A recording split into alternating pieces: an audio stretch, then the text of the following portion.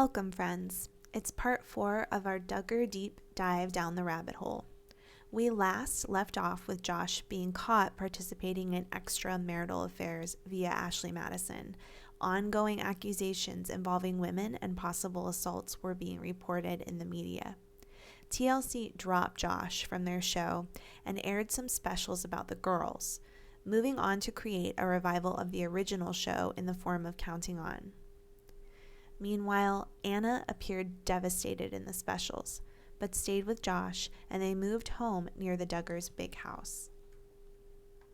So, what are your plans regarding your marriage?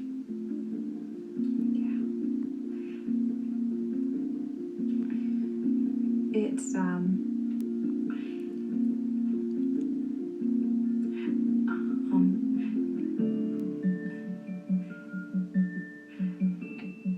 when your world is shattered, there are a lot of emotions that you have to walk through.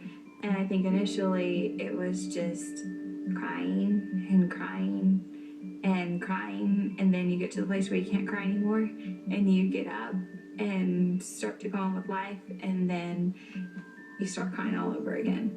And I know there are those that feel I have every right to walk away from this marriage. And I respect other people's views. But in my heart, when I got married, I vowed to God first and then to Joshua, for better or for worse, till death do we part. And God has unfailing love for me, and He's loved me and forgiven me of so much. And I pray that through all this, that I would be an extension of God's love to Joshua, and that I would love him and forgive him, and that I would wait patiently and allow God to work in our hearts. And my prayer and my heart's desire is for our marriage to be restored. After this time, it seemed like Anna and Josh stayed quiet for a while, and we didn't hear much from them other than Anna and her kids occasionally appearing on the Counting On show. Fast forward to the start of COVID. In March of 2020, I was actually living in Mexico. I went there for my husband's job, with our 2 small children in tow. We lived in a great city, but when COVID hit, life hit me like a ton of bricks. For over a year and a half, schools and daycares were fully closed. Parks were locked up and roped off.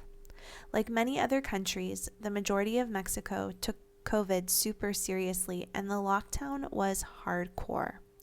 Where we lived, children were not even allowed to walk in with their moms to the few remaining open grocery stores. The Mexican families we knew before lockdown, much like the Duggar family, lived in multi-generational neighborhoods or even compounds. Grandparents lived in the same cul-de-sac as grandchildren. Cousins lived beside one another. When these families went into lockdown, they literally locked down their own streets so the families could live and play together while quarantining. I felt like a terrible mother who had made all the wrong choices, because I didn't have grandparents and cousins around for my children to interact with, no one to love on them or help me with my kids. I didn't really have anybody. Bringing me back to what I shared with you in part 1 of this series. At several times in my life, I've admired and wish I had what the Duggars appeared to have on 19 Kids and Counting. COVID brought me back around to that feeling, a longing for a close, loving, large family. And then, as though the great Almighty himself was sending me a sign, on April 29th, 2021, news broke that Josh Duggar was arrested. For a couple of days, it was unclear what Josh was being charged with. Lots of people assumed it was some kind of financial fraud having to do with his car lot. They were wrong. Later, we would be given access to the initial interview that took place at the car lot years before when it was raided. And do you guys operate on like a Wi-Fi here, or? So Yes and no. We've had several different things. In fact, last week I changed it because we had I think there's 3 routers in there right now. I honestly can't remember. But we had it daisy chained to where we had different, so we could send it out over the lot so we could get to each edge to be able to take pictures and things like that and post them up. Because our cell service is not real great down here in the valley. So, but I think right now I probably have 2 routers in there hooked up. One's more of a long range and one's closer up. Okay. 2 routers. And are they password protected or secure? I believe one of them is. The other one I think was more like a guest network. But I think that's why I've got them separated right now. Okay. This is Josh's booking photo. This looks like a man lost to me. The hollowness in his eyes either says, "I'm high as a kite," or "my soul is dead." I can't decide which.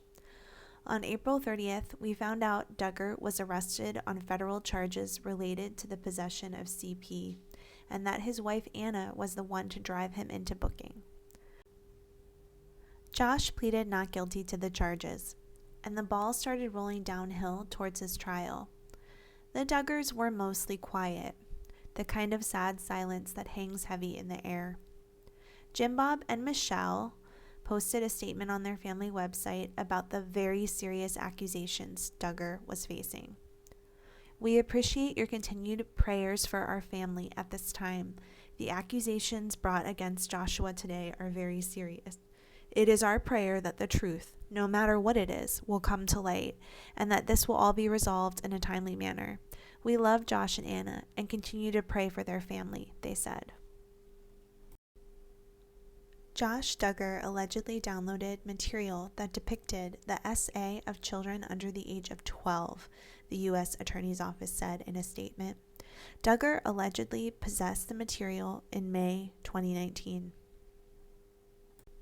The indictment showed that Josh faced 2 charges, 1 count of receipt of CP and 1 count of possession of CP.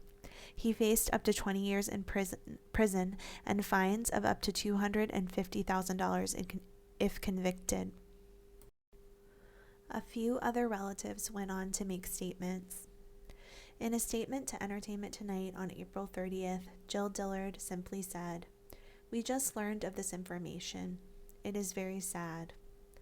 Jessa and Ben Seawald released a statement on their Instagram that read, "We are saddened to hear of the charges against Josh. As Christians, we stand against any form of pornography or abuse, and we desire for the truth to be exposed, whatever that may be. Our prayers are with their family as they walk through this difficult time." Ginger Duggar shared a short statement in response to her older brother's arrest. "We are disturbed to hear of the charges against Josh," she wrote. "While this case must go through the legal system, we want to make it clear that we absolutely condemn any form of CA and fully support the authorities and judicial process in their pursuit of justice." Wow, all I can say is, how did we get here? From SMing his sisters, to numerous extramarital affairs, to porn addiction, to accessing child CP on the internet at his car lot during work hours. In my opinion, this is where the teachings of the IBLP and the Quiverful movement play a major role in what happened with Josh, and to some others like him. After a series of deep dives into the teaching of the IBLP, the following has become apparent. Number 1. The Duggars appear to strongly adhere to the teachings of the IBLP and the Quiverful movement. 2. The Duggars surround themselves almost exclusively with like-minded individuals. 3. The IBLP pushes an authoritarian, patriarchal theology. Men are the heads of the church and family. Women are always subservient. 4. IBLP developed an extravagantly detailed purity culture that provided guidelines on marriage, women, children, medicine, and ways to take back and fix the nation. Its philosophy included everything from the general what children should study from kindergarten through high school to the granular exactly how young men and women should dress, style their hair, and comport themselves to avoid attracting sinful attention. When it comes to appearance, girls in particular faced a long list of rules. For instance, they must avoid an eye trap, that is anything that draws attention to their bodies. So it could be a neckline that shows anything other than your collarbone, a necklace that was longer than 16 inches. Number 5, virtually all of IBLP's teachings were viewed through the prism of male superiority and female obedience. In marriage, for example, the husband is the undisputed leader of the family, and his word is final. Elsewhere, women defer to men in almost every circumstance, on almost every level, including in the workplace. Ultimately, this system has led to abuse on many levels. Many public figures within the IBLP movement have been accused or found guilty of crimes, including IBLP founder Bill Gothard. As former member Laura Smith told the New York Post, a lot of abuse occurred within the group because of the nature of its overarching beliefs, and that would have benefited a person like Josh in a big way. IBLP beliefs lay blame for abuse on the victims. Heather Heath, another former member, shared that if someone in the group had been assaulted or abused, they would be told to confess it as one of their sins, not the sin of the person who actually did the abusing. If we had been assaulted, we had to confess what we did that brought the assault upon us, she explained. The IBLP also subscribes to a series of tenets which fall under the term purity culture.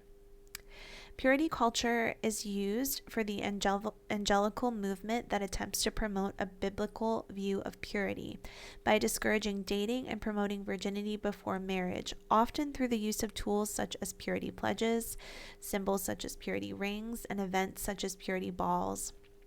There is major criticism of the purity movement, and it comes from two general forms, Bible-based and secular-based. Bible-based concerns about the movement state that it overemphasizes the importance of S, de-emphasizes grace, and adds unnecessary rules to male-female relationships.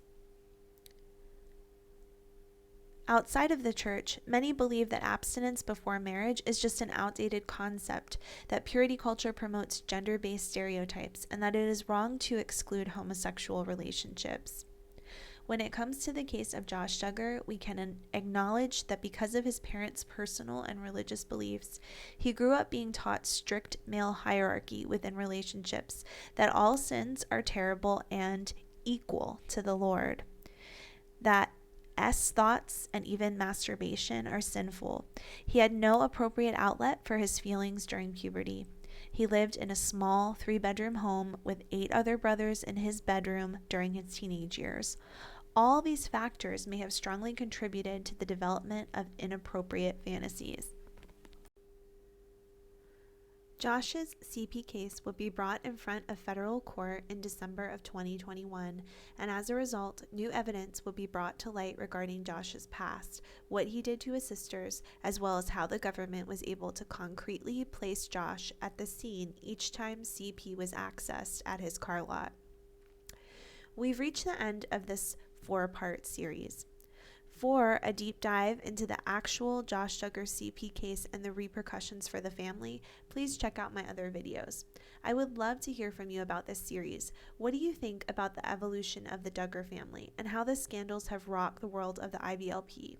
I read all of your comments and reply back as much as possible. Tell me about your own experiences and what I've gotten right or wrong with my opinions in this video. Can't wait to read your comments below. Now I'm off to read some interesting articles, watch some new commentary, and head even further down the rabbit hole before finally falling asleep. Good night, friends.